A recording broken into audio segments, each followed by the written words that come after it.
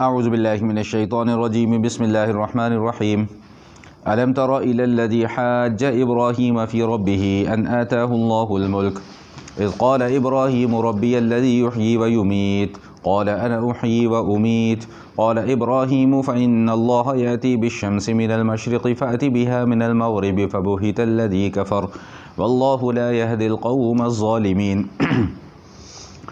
أو كالذي مر على قرية وهي خاوية على عروشها قال أنى يحيي هذه الله بعد موتها فأماته الله 100 عام ثم بعثه قال كم لبثت قال لبثت يوما أو بعض يوم قال بل لبثت 100 عام فانظر إلى طعامك وشرابك لم يتسنه وانظر إلى حمارك ولنجعلك آية للناس وانظر إلى العظام كيف ننشزها ثم نكسوها لحما فلما تبين له قال أعلم أن الله على كل شيء قدير وإذ قال إبراهيم رب أرني كيف تحيي الموتى قال أولم تؤمن قال بلى ولكن ليطمئن قلبي قال فخذ 4 من الطير فصرهن إليك ثم اجعل على كل جبل منهن جزءا ثم ادعهن يأتينك سعيا وعلم ان اللہ عزیز حکیم صدق اللہ العظیم۔ سورۃ البقرہ کی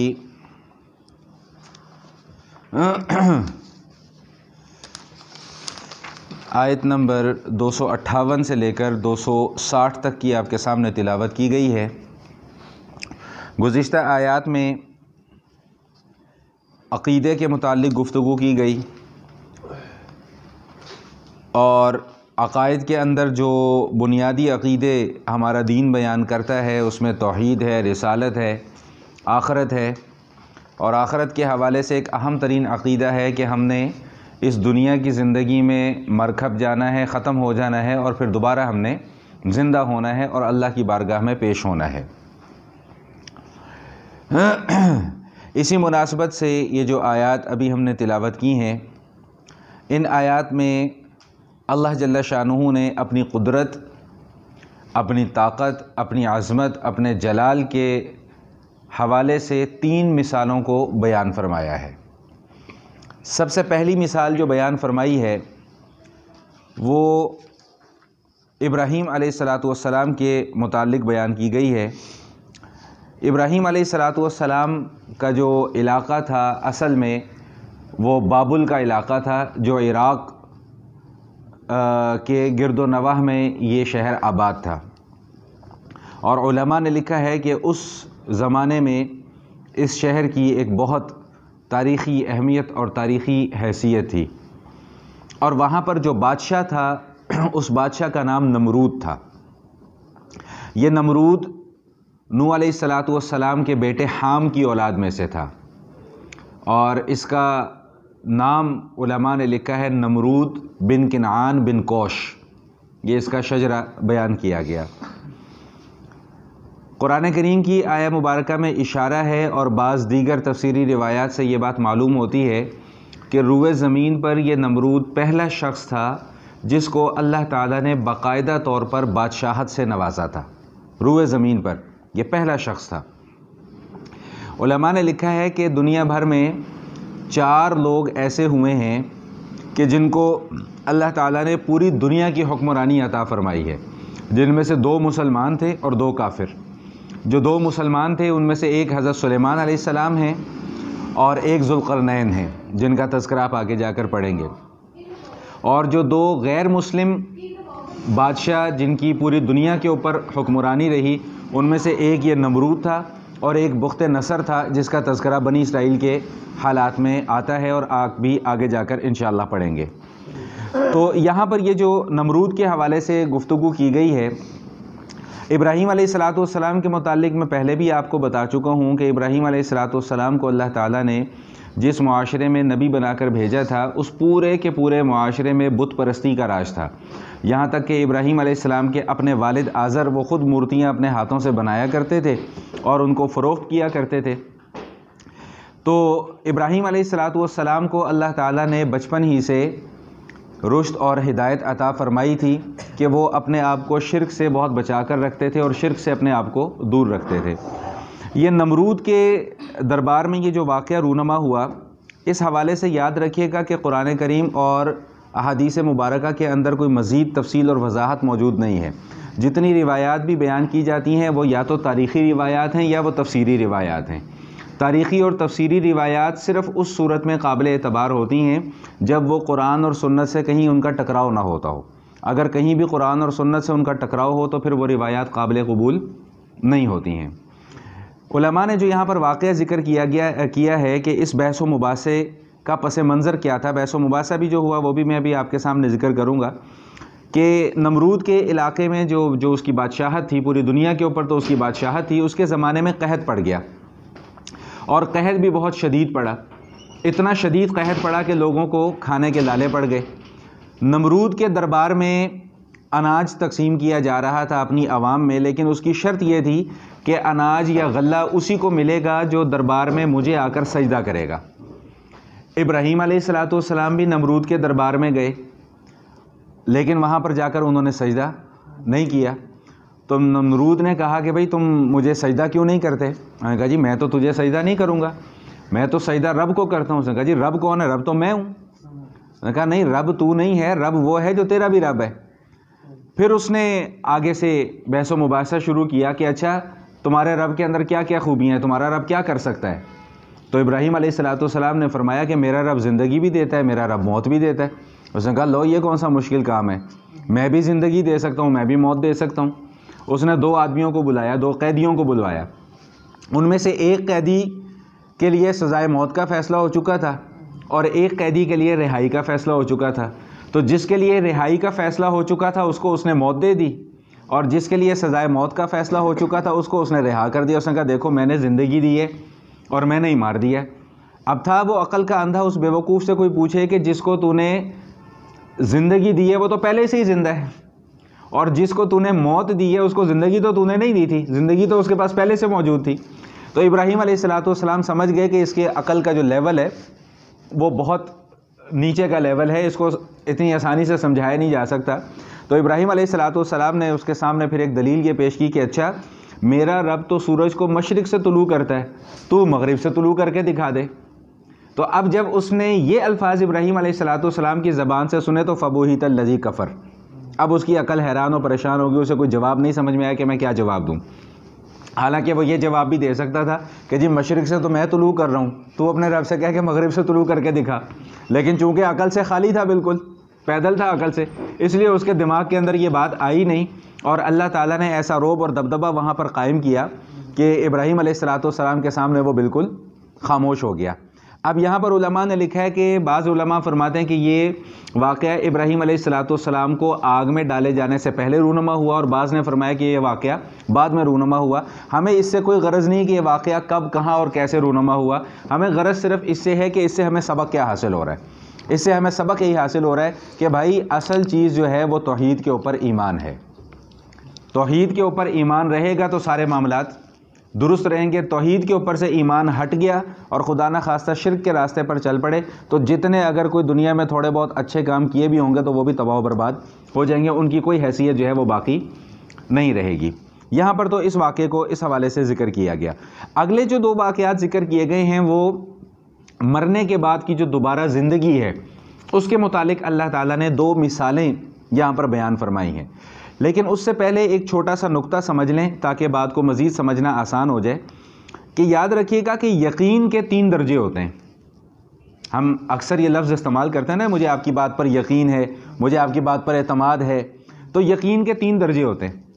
ایک ہوتا ہے علم الیقین، کہ آپ نے مجھے کوئی بات آ کر بتا دی اور مجھے آپ کے اوپر اعتماد ہے کہ بھئی یہ بندہ سچ بولتا ہے، یہ بندہ کبھی جھوٹ نہیں بولتا، اور یہ جو بات مجھے بیان کر رہا ہے وہ بالکل سچی بات بیان کر رہا ہے۔ تو آپ کی بات کو سن کر میں نے اس کے اوپر اعتماد کر لیا، اس بات کو تسلیم کر لیا، اس کو کہتے ہیں علم الیقین۔ ٹھیک، ایک واقعہ وہ ہے جو میں اپنی آنکھوں سے دیکھ رہا ہوں، میرے سامنے ایک واقعہ رونما ہوا ہے، اب اس سے جو مجھے یقین حاصل ہوگا اس کو کہتے ہیں عین الیقین۔ ٹھیک، اور ایک واقعہ وہ ہے جو خود میرے ساتھ رونما ہوا ہے، اس واقعے اس یقین کے درجے کو کہتے ہیں حق الیقین، یعنی اس کو تو میں جھٹلا ہی نہیں سکتا نا کسی بھی صورت میں۔ عین الیقین کے متعلق بھی شاید کہیں ذہن کے اندر یہ شائبہ آ جائے یار ہو سکتا ہے میری آنکھوں نے دھوکہ کھا لیا ہو، علم الیقین میں بھی شبہ ہو سکتا ہے کہ یار ہو سکتا ہے یہ بندہ غلط بیانی میرے سے کر رہا اور میں اس کو سچا سمجھ رہا ہوں، لیکن ایک واقعہ جو خود میرے ساتھ رونما ہوا ہو اس کو تو نہ میری آنکھیں جھٹلا سکتی ہیں نہ میرا دل دماغ اس کو جھٹلا سکتا ہے، وہ تو میرے ساتھ خود رونما ہوا۔ تو یہاں پر اس حوالے سے دو واقعات، دو مثالیں ذکر کی گئی ہیں۔ پھر وہی بات کہ یہ واقعہ کب رونما ہوا، کہاں رونما ہوا، قرآن اور سنت کے اندر اس کی کوئی تفصیل موجود نہیں ہے۔ جتنی روایات ہیں وہ یا تو تاریخی روایات ہیں یا تفسیری روایات ہیں، لیکن چونکہ وہ قرآن اور سنت سے متصادم نہیں ہیں اس لیے ان کو بیان کر دیا جاتا ہے۔ پہلی مثال جو بیان کی گئی ہے وہ ایک شخص کے متعلق بیان کی گئی ہے کہ ایک شخص کا کسی بستی پر سے گزر ہوا، اس بستی پر سے جب گزر ہوا تو اس نے دیکھا کہ یہ تو بستی کھنڈرات میں تبدیل ہوئی بھی ہے، نہ کوئی بندہ ہے نہ بندے کی ذات ہے، اتنی بلند بلند عمارتیں ہیں لیکن وہ زمین بوس ہوئی ہوئی ہیں، شہر بالکل ویران پڑا ہوا ہے۔ تو ان کے ذہن کے اندر اچانک یہ خیال آیا کہ یار یہ جو سب مر کھپ گئے ہیں یہ دوبارہ کیسے زندہ ہوں گے؟ علماء نے فرمایا ہے کہ یہ شخص جو تھے جن کے ذہن میں یہ خیال آیا یہ اللہ کے نبی تھے، حضرت عزیر علیہ السلام۔ ٹھیک، حضرت عزیر علیہ السلام کے ذہن میں جو یہ خیال آیا یہ ایک اچانک آنے والا خیال تھا، خدا نہ خواستہ ایسی بات نہیں تھی کہ ان کا ایمان نہیں تھا زندگی کے اوپر کہ مرنے کے بعد بھی ایک زندگی، ایسا نہیں تھا، ایمان تو ان کا تھا، لیکن اچانک ایک تعجب کی کیفیت کے اندر آ کر انہوں نے یہ کہہ دیا کہ یہ دوبارہ کیسے زندہ ہوں گے یہ لوگ۔ یہ بالکل ایسے ہی ہے کہ جیسے حضرت زکریا علیہ السلام کے متعلق آپ آگے جا کر پڑھیں گے کہ جب بالکل 100 کے برس کے لگ بھگ جب ان کی عمر ہوگی تو اللہ پاک نے بشارت دی کہ جی آپ کے یہاں اولاد ہوگی، تو انہوں نے دنیاوی اسباب کو مد نظر رکھتے ہوئے اچانک ان کی زبان سے نکل گیا جی میں اتنا بوڑھا ہو چکا ہوں، میری بیوی کے اندر صلاحیت نہیں ہے کہ وہ اولاد کو جنم دے سکے، تو پھر میرے یہاں اولاد کیسے پیدا ہوگی؟ تو یہ اچانک ان کے ذہن کے اندر یہ بات آ گئی۔ تو یہاں بھی یہ واقعہ ہوا۔ تو جب ان کے ذہن کے اندر یہ خیال آیا تو اللہ تعالیٰ نے ان کے اوپر نیند کو طاری کر دیا اور وہ 100 سال تک سوتے رہے، اور جو ان کی سواری تھی وہ گدھے کی سواری تھی۔ یہ گدھے کے اوپر سواری کرنا کوئی معیوب چیز نہیں ہے، ہم نے اس کو معیوب بنا لیا، ہم نے اپنا ایک لیونگ سٹینڈرڈ بنا لیا نا جی۔ جب تک میں ہونڈا سیوک پر نہیں بیٹھوں گا، ٹویوٹا کرولا پر نہیں بیٹھوں گا، میرا سٹینڈرڈ جو ہے وہ لو رہے گا۔ مہران پر چلنے والے لوگ ہمیں غریب لگتے ہیں، اور سائیکل پر چلنے والوں کی تو اوقات ہی کوئی نہیں ہے، موٹر سائیکل والوں کو ہم بلا وجہ گالیاں نکالتے رہتے ہیں۔ ایسا ہی ہوتا ہے نا، جو ایک معاشرے کی بات کر رہا ہوں۔ تو گدھے کی سواری کوئی معیوب سواری نہیں ہے، خود نبی کریم علیہ الصلوۃ والتسلیم نے گدھے کے اوپر سواری فرمائی ہے۔ حضور علیہ الصلوۃ والسلام کا ایک گدھا تھا، اس کا نام اس وقت میرے ذہن سے نکل گیا، کہ جب نبی علیہ الصلوۃ والسلام کا انتقال ہوا تو وہ روتا تھا باقاعدہ، اور اتنا رویا کہ وہ اندھا ہو گیا، اور ایک دن ایسے ہی مارا پھر رہا تھا تو اپنے نابینا ہونے کی وجہ سے وہ گٹر میں، وہ اس میں کنویں میں گر گیا، اور وہیں پر اس کی وفات ہو گئی۔ وہ اتنی محبت حضور علیہ الصلوۃ والسلام سے کرتا تھا۔ تو عرض کرنے کا مطلب یہ تھا کہ نبی علیہ الصلوۃ والسلام نے بھی گدھے کے اوپر سواری کی ہے، تو اگر کوئی گدھے کے اوپر سواری کر رہا ہو تو اس کو حقیر نہیں سمجھنا چاہیے، کیونکہ گدھے کی سواری کوئی معیوب چیز نہیں ہے۔ تو بہرحال ان نبی کے پاس بھی ایک گدھا تھا اور ان کے ساتھ کچھ کھانے کا سامان تھا۔ اللہ تعالیٰ نے ان کے اوپر نیند کو طاری کر دی اور یہ 100 سال تک سوتے رہے۔ 100 سال کے اندر یہ ہوا کہ وہ جو شہر جو کھنڈرات میں تبدیل تھا وہ آباد ہو گیا۔ اب کسی کے اندر یہ ذہن کے اندر یہ سوال نہ پیدا ہو کہ جی اگر 100 سال میں کے اندر وہ شہر آباد ہو گیا اور یہ سوتے رہے تو لوگوں کو ان کا پتہ نہیں چلا۔ تو اللہ تعالیٰ کے کچھ معاملات ایسے غیبی معاملات ہوتے ہیں کہ اللہ تعالیٰ بعض ایسی چیزوں کو لوگوں کی نظروں سے اوجھل کر دیا کرتے ہیں، جیسا کہ اصحاب کہف کا واقعہ ہے کہ وہ 309 سال تک اللہ تعالیٰ نے ان کو سلائے رکھا، لیکن لوگوں کی نظروں سے ان کو اوجھل کر دیا تھا۔ ٹھیک، اسی طرح جو علامات قیامت جس کا سلسلہ ہمارا چل رہا ہے گفتگو کا، کل انشاءاللہ اسی ٹاپک کے اوپر بات ہوگی، تو اس میں یاجوج ماجوج کا آپ جا کے تذکرہ پڑھیں گے۔ نبی علیہ الصلوۃ والسلام نے 1400 سال پہلے بیان فرما دیا کہ یاجوج ماجوج کی ایک قوم ہے، اور اتنی تعداد میں ہیں کہ انسانوں کی تعداد ان کے مقابلے میں تھوڑی ہے، لیکن بھائی وہ دنیا کے کس کونے میں چھپے ہوئے نظر ہی نہیں آتے۔ اس وقت ٹیکنالوجی ہم اتنی ترقی کر چکے ہوئے ہیں، سائنس اتنی ترقی کر چکی ہوئی ہے کہ ہم خلا میں پہنچ گئے ہیں، ہم فضاؤں میں پہنچ گئے، لیکن یاجوج ماجوج کو تلاش نہیں کر سکے۔ اسی طرح پرانے وقتوں میں ایک بادشاہ گزرا ہے شداد، اس کا نام آپ نے سنا ہوگا۔ اس نے اپنی ایک جنت بنائی تھی، اور اتنی خوبصورت اور اتنی بہترین جنت بنائی تھی، لیکن وہ دنیا کے اللہ کی جنت کے مقابلے میں اپنی اس دنیا میں بنائی ہوئی جنت میں پاؤں بھی نہیں رکھ سکا تھا۔ ایک قدم اس کی اپنی بنائی ہوئی جنت میں تھا، ایک قدم اس کا گھوڑے کی رکاب میں تھا، تو اس کی روح قبض کر لی تھی۔ تو پوری دنیا کے اندر اس جنت کو دیکھنے والے صرف ایک نبی علیہ الصلوۃ والسلام کے صحابی ہیں، انہوں نے صرف اس جنت کو دیکھا ہے، باقی اللہ پاک نے اس کی جھوٹی بنائی ہوئی جنت کو لوگوں کی نظروں سے اوجھل کر دیا ہوا ہے۔ تو بالکل ایسے ہی ہوا کہ یہ 100 سال تک سوتے رہے، ادھر وہ شہر آباد ہو گیا، لوگوں کی نظروں سے یہ اوجھل رہے۔ 100 سال کے بعد اللہ پاک نے ان کو جگایا اور پھر ان سے پوچھا کہ کم لبثتا، آپ کتنا عرصہ سوئے ہیں؟ میں نے کہا جی ایسی صبح سے لے کر شام تک۔ علماء نے لکھا ہے جس وقت ان کے اوپر نیند کا غلبہ ہوا تو وہ صبح کا وقت تھا، اور جب ان کو اللہ پاک نے جگایا تو وہ شام کا وقت تھا، تو یہ سمجھے کہ میں صبح سے لے کر شام تک سویا ہوں۔ اور بالکل اسی طرح جب ہمیں قیامت والے دن ہماری قبروں سے اٹھایا جائے گا تو ہم سب آپس میں یہی کہیں گے کہ یار ایسا لگتا ہے جیسے بھی صبح سے لے کر شام تک ہم سوئے ہیں، اور یہ پتہ نہیں کہ ہزاروں برس ہم قبروں میں پڑے رہے ہوں گے۔ جو ہم سے بھی پہلے مر کھپ گئے ہیں لوگ، کئی ہزار برس پہلے جو لوگ مر کھپ گئے ہیں، وہ بھی یہ کہیں گے کہ یار ایسا لگ رہا ہے صبح سے لے کر شام تک ہم اس دنیا کے اندر رہے ہیں اور اس کے بعد ہم اب اٹھ گئے۔ تو اب جب یہ معاملہ ہوا کہ اللہ تعالیٰ نے ان کو دوبارہ اٹھایا نیند سے، تو ان سے پوچھا کہ بھئی تم کتنا عرصہ سوئے ہو؟ نے کہا جی صبح سے شام تک۔ تو اللہ پاک کی طرف سے وحی آئی کہ نہیں، آپ 100 برس تک سوتے رہے ہیں، ہم نے آپ کو 100 برس سلائے رکھا ہے، ٹھیک۔ تو اب علامت کے طور پہ اب یہ دیکھو، یہ جو تم اپنے ساتھ کھانا لے کر آئے تھے وہ 100 سال میں ہم نے خراب نہیں ہونے دیا، یہ اللہ کی قدرت ہے۔ لیکن جو تمہاری سواری تھی، جو تمہارا گدھا تھا، اس کی ہڈیاں بھی دیکھو مٹی میں مل چکی ہیں۔ اب دیکھو اس گدھے کو ہم تمہارے سامنے کیسے زندہ کرتے ہیں۔ اللہ تعالیٰ کی طرف سے حکم ہوا، اس مٹی میں جو اس گدھے کی ہڈیاں مل چکی ہوئی تھیں وہ ذرات علیحدہ ہوئے، ہڈیاں آپس میں ملنا شروع ہوئیں، ڈھانچہ تیار ہوا، اس کے اوپر اس کے بعد گوشت آیا، اور گوشت کے بعد اس کے اندر زندگی آ گئی، اور وہ بالکل ویسا ہی ہو گیا جیسا وہ 100 سال پہلے تھا۔ تو یہ اللہ تعالیٰ نے ان کی آنکھوں سے ان کو مشاہدہ کروایا کہ ہم اس طرح مردوں کو دوبارہ زندہ کریں گے، اور یہ عقیدہ ہمیں سمجھایا جا رہا ہے بنیادی طور پہ۔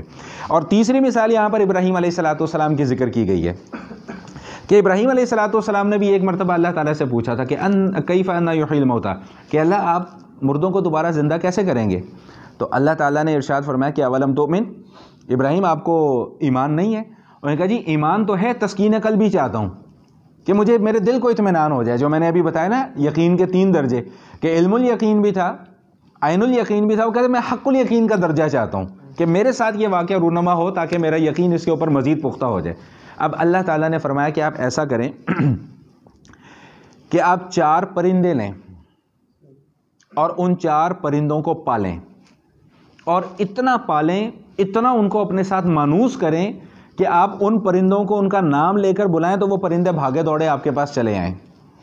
چنانچہ ابراہیم علیہ السلام نے ایسے ہی کیا، 4 پرندے انہوں نے لیے اور ان کی پرورش کرنا شروع کر دی۔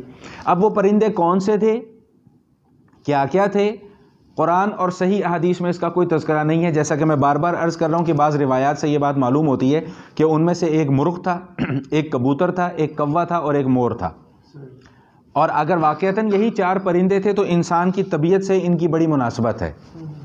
کبوتر جو ہے اس کے اندر دنیا کی بڑی محبت ہوتی ہے۔ کبوتر اگر آپ نے پالے ہوں یا گھروں میں رکھے ہوں تو آپ نے دیکھا ہوگا کہ وہ ہر وقت اپنی گردن کو اکڑا کر رکھتے ہیں، اور بڑا مطلب ایک عجیب سی ان کی زندگی ہے، عجیب سی ان کی ایک لائف ہوتی ہے، تو ان کے اندر دنیا کی محبت بہت زیادہ ہوتی ہے۔ انسان کے اندر بھی دنیا کی محبت بہت زیادہ ہے۔ مرغ کو اگر آپ دیکھیں تو مرغ کے اندر ہیجان بہت زیادہ ہوتا ہے، شہوت بہت زیادہ ہوتی ہے، انسان کی بھی یہی کیفیت ہے۔ مور کو اگر آپ دیکھیں تو مور کے اندر تکبر بہت زیادہ ہے، انسان کے اندر بھی تکبر ہے کہ جب ذرا وہ اپنی مستی میں آتا ہے تو ناچنا شروع کر دیتا ہے، کتابوں میں لکھا ہے، لیکن جب اس کی نظر اپنے پاؤں پر پڑتی ہے تو فوراً اپنے پر وہ سمیٹ لیتا ہے، ناچنا بند کر دیتا ہے۔ اور کوہ جو ہے، کوے کی طبیعت کے اندر حرص ہے، لالچ ہے بہت زیادہ۔ انسان کی طبیعت کے اندر بھی حرص اور لالچ بہت زیادہ ہے کہ کبھی ختم نہیں ہوتی ہے۔ تو بہرحال انہوں نے 4 پرندے پالے اور جب وہ 4 پرندے اتنے مانوس ہو گئے کہ ابراہیم علیہ السلام ان کو نام لے کر بلاتے تھے تو وہ 4 پرندے بھاگے دوڑے آتے تھے۔ تو اب اللہ تعالیٰ کی طرف سے حکم آیا کہ اب ان 4 پرندوں کو ذبح کریں۔ ابراہیم علیہ السلام نے ان 4 پرندوں کو ذبح کیا، پھر حکم ہوا کہ اب ان کا گوشت بنائیں، گوشت بنایا، گوشت بنانے کے بعد ان کا قیمہ بنائیں، قیمہ بنایا، اور فرمایا کہ 4 پرندوں کا قیمہ آپس میں مکس کر دیں، مکس کر دیا، اور پھر یہ حکم ہوا کہ اب ان کو مختلف جگہ پر رکھ دیں، مختلف جگہ پر بھی رکھ دیا۔ اب اللہ پاک نے فرمایا کہ اب دیکھو ہم اپنی تمہیں قدرت کا مظاہرہ دکھاتے ہیں کہ اب اللہ تعالیٰ نے حکم دیا ابراہیم علیہ السلام کو کہ آپ ایک ایک پرندے کو اس کا نام لے کر بلائیں، ایک پرندے کو اس کا نام لے کر بلایا، وہ جو قیمہ مکس ہوا تھا، مختلف جگہوں پر رکھا ہوا تھا، اس پرندے کے قیمے کے ذرات اٹھے، وہ آپس میں ملے، گوشت کا لوتھڑا بنا، ادھر اس کی ہڈیاں بنی اور گوشت وہ اس کے اوپر آ کر چڑھ گیا، اور وہ چاروں پرندے ابراہیم علیہ السلام کے سامنے زندہ ہو کر کھڑے ہو گئے۔ تو اللہ پاک نے یہ ان کو مشاہدہ کروا دیا کہ ایسے ہم مردوں کو جو ہے وہ دوبارہ زندہ کریں گے۔ یاد رکھیے گا کہ اللہ تعالیٰ کو اتنے لمبے پروسیجر اختیار کرنے کی ضرورت نہیں ہے۔ سورہ یاسین یاد ہے نا، اس کی آخری آیت کیا ہے؟ انما امرہ اذا اراد شیئا ان یقول لہ کن۔ جب اللہ تعالیٰ کسی کام کا ارادہ کر لیتے ہیں تو اللہ کہتے ہیں ہو جا، وہ کام فوراً ہو جاتا ہے۔ اللہ تعالیٰ کو اتنا لمبا چوڑا پروسیجر اختیار کرنے کی ضرورت نہیں ہے۔ یہ تو صرف مجھے اور آپ کو سمجھانے کے لیے اللہ تعالیٰ نے یہ ایک مثال یہاں پر بیان فرما دی ہے کہ تاکہ تم لوگوں کا ایمان اور تم لوگوں کا عقیدہ اس بات پر مضبوط ہو جائے کہ ہاں ہماری یہ دنیا کی زندگی ایک دن ختم ہو جانی ہے اور اس کے بعد ہم سب نے دوبارہ زندہ ہونا ہے اور اللہ تعالیٰ کی بارگاہ میں ہم نے پیش ہونا ہے۔ یہ جو آیات ہم نے آج تلاوت کی ہیں، ان آیات میں اسی مضمون کو بیان کیا ہے۔ آئیے اب ذرا الفاظ کی طرف ہم توجہ بھی کر لیں۔ صفحہ نمبر 103 کی آخری سطر سے ہم ترجمہ کریں گے۔ اللہ تعالیٰ ارشاد فرما رہے ہیں الم تر الی الذی حاج ابراہیم فی ربہ ان آتاہ اللہ الملک۔ کیا آپ نے اس شخص کی طرف نہیں دیکھا کہ جس نے ابراہیم علیہ السلام سے جھگڑا کیا؟ میں نے آپ کو بتایا تھا کہ یہ علم ترا کا لفظ قرآن کریم میں جہاں بھی آئے گا نا، یاد رکھیے گا یہ جو دیکھنا ہوتا ہے نا، دیکھنا، اس کو عربی زبان میں کہتے ہیں رویت۔ وہ کیا کہتے ہیں؟ رویت ہلال کمیٹی، چاند دیکھنے والی کمیٹی۔ تو رویت کا معنی کیا ہوتا ہے؟ دیکھنا۔ رویت دو طرح کی ہوتی ہے، ایک علمی رویت ہوتی ہے اور ایک بصری رویت ہوتی ہے۔ علمی رویت کا کیا مطلب؟ جیسا میں نے آپ کو بتایا، آپ کوئی بات مجھے بتا دیتے ہیں، میں نے اس چیز کو دیکھا تو نہیں ہے لیکن اس کے متعلق مجھے علم حاصل ہو گیا۔ اور ایک ہوتی ہے بصری رویت کہ میں نے اپنی آنکھوں سے اس چیز کو دیکھ لیا۔ اب یہ نبی علیہ السلام کی تشریف آوری سے کئی ہزار برس پہلے کا واقعہ ہے، تو اپنی آنکھوں سے تو حضور نے دیکھا نہیں، تو اس کا کیا مطلب ہوا کہ ہم نے یہ واقعہ آپ کو بتایا ہے۔ تو الم تر الی الذی حاج ابراہیم فی ربہ کا ترجمہ کیا ہوگا؟ کیا آپ کے علم میں نہیں ہے اس شخص کا واقعہ کہ جس نے ابراہیم علیہ السلام سے جھگڑا کیا؟ اور وہ شخص کون تھا؟ ان آتاہ اللہ الملک، اللہ تعالیٰ نے اس کو بادشاہت عطا فرمائی تھی۔ نمرود کا میں نے آپ کے سامنے ذکر کر دیا۔ اذ قال ابراہیم ربی الذی یحیی و یمیت، کہ جب ابراہیم علیہ السلام نے اس کو کہا کہ میرا رب زندگی بھی دیتا ہے اور میرا رب موت بھی دیتا ہے، قال، تو وہ نمرود نے کہا انا احیی و امیت، میں بھی زندہ کرتا ہوں، میں بھی موت دے دیتا ہوں۔ قال ابراہیم، تو ابراہیم علیہ السلام نے فرمایا فإن اللہ یأتی بالشمس من المشرق فأتی بها من المغرب، کہ میرا رب تو سورج کو مشرق سے طلوع کرتا ہے، تو مغرب سے طلوع کر کے دکھا۔ تو فبہت الذی کفر، اس جواب کو سن کر وہ کافر مبہوت ہو گیا، حیران رہ گیا، اس کی زبان بند ہو گئی۔ واللہ لا یہدی القوم الظالمین، اور اللہ تعالیٰ ظلم کرنے والوں کو ہدایت نہیں عطا فرماتے، اس کے مقدر میں ہدایت نہیں تھی۔ اتنی بڑی بادشاہت تھی اس کی، اتنی بڑی بادشاہت تھی، روایات میں آتا ہے کہ اس نے ایک مرتبہ اللہ تعالیٰ سے مقابلہ کرنا چاہا۔ ابراہیم علیہ السلام کو کہا کہ جا اپنے خدا کو کہہ اپنی فوج کو بھیج، میں بھی اپنی فوج لے کر آتا ہوں۔ یہ 60 لاکھ کا لشکر لے کر آیا تھا، 60 لاکھ۔ آپ لوگ تصور کر سکتے ہیں کہ 60 لاکھ افراد پر مشتمل صرف اس کی کیا تھی؟ فوج۔ اور اللہ نے اس کے مقابلے میں کس کی فوج بھیجی تھی؟ مچھروں کی۔ اور اس کی موت بھی کیسے ہوئی تھی کہ ایک لنگڑا مچھر تھا جو اس کی ناک میں گھس گیا تھا اور اس کے دماغ تک پہنچ گیا تھا۔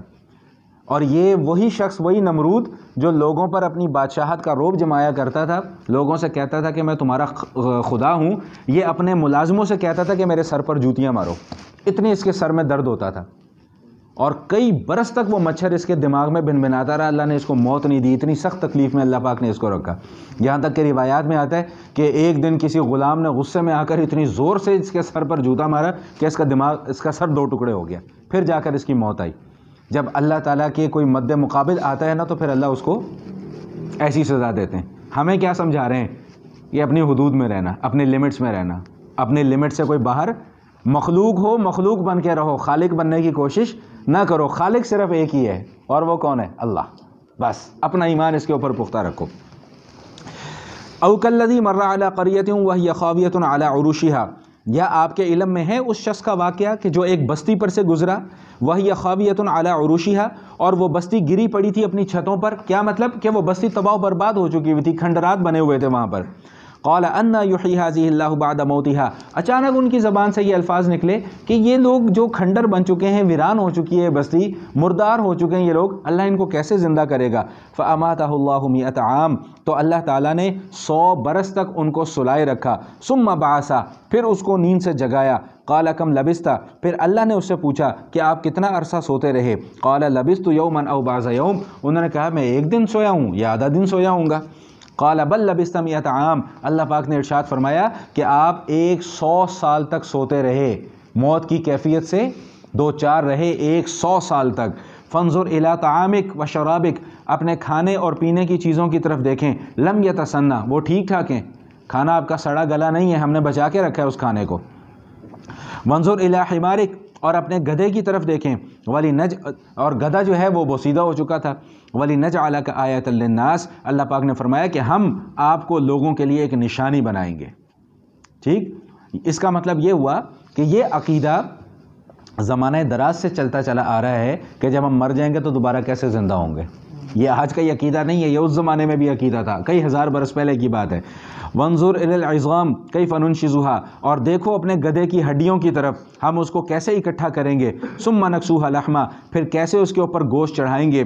فلما تبین له، جب ان کے اوپر یہ بات واضح ہو گئی، قال، تو وہ نبی کہنے لگے، اعلم، میں جانتا ہوں، ان اللہ علی کل شیء قدیر، کہ اللہ تعالی ہر چیز پر قادر ہیں. میں اس کا ترجمہ اپنے انداز میں یوں کیا کرتا ہوں کہ اللہ جو چاہے، جہاں چاہے، جیسا چاہے، جب چاہے، جس کے ساتھ چاہے، جو کرنا چاہے گا کر دے گا.